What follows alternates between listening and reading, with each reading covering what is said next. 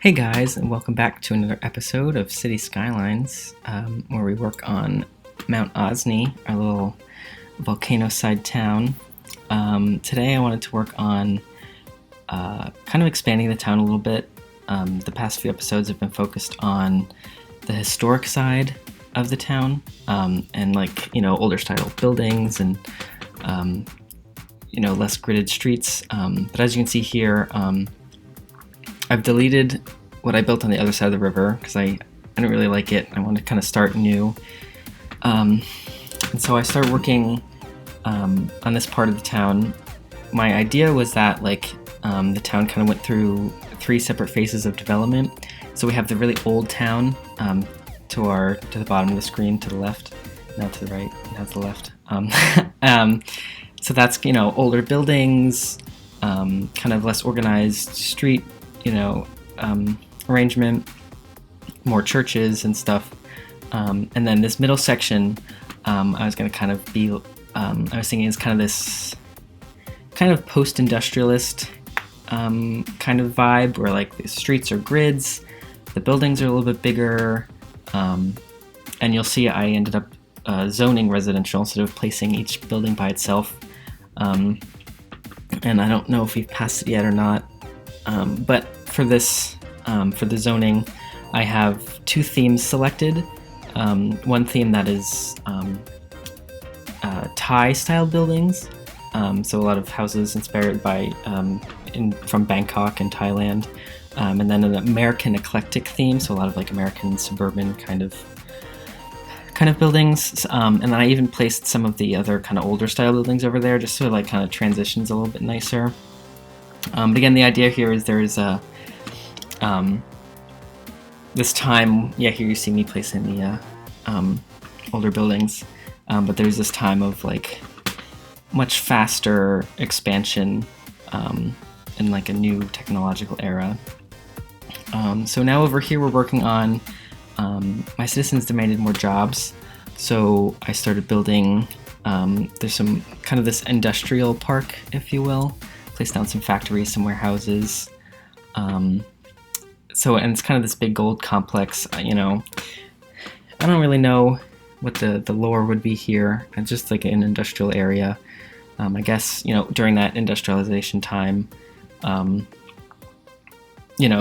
town needed something else to, keep it going economically, so they built a little industrial area. But they kept it away from the town, because obviously the town's very historic, very pretty. A lot of tourists come here, so you don't want the gross industry kind of close to the town. And also this has a nice highway connection at that kind of circle that I have at the end of the highway, so it kind of fits together better, I think, in that regard.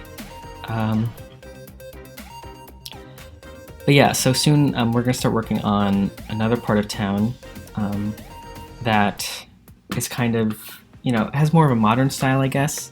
In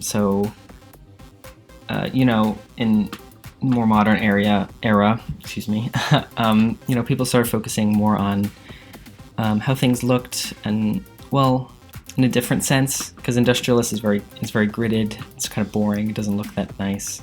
But it's very efficient, I suppose. So this next part of town we're going to be working on kind of goes back to some curvy roads. But they're less, the old style roads are very small and tight and not made for modern living, if you will. But you'll see what I mean. Once we finish this parking lot, we'll move on to that. I had to just do one last parking lot. There are a couple holes in some of the little areas that I wanted to fill in, which I took care of. And here you go. We start working on this post-industrialist area of town.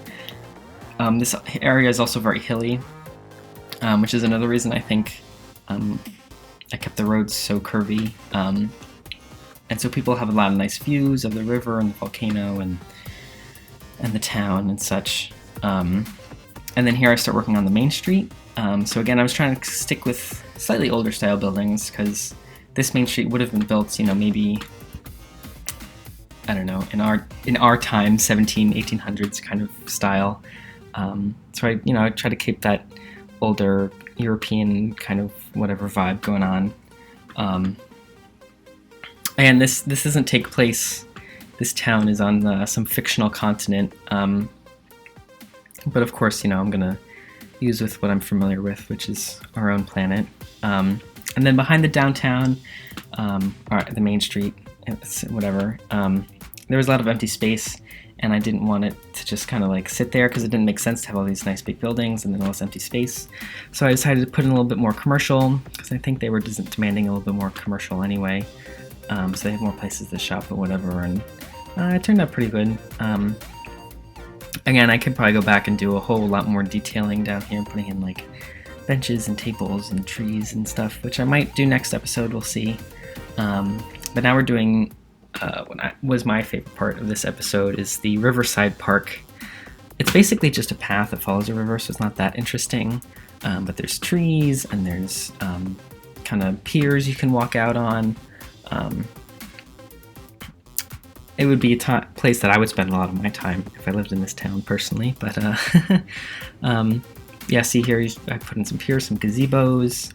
The terrain was really difficult to work with. There are a lot of houses on cliffs and stuff. I tried to smooth out the roads as best I could and hide as much as I could with trees.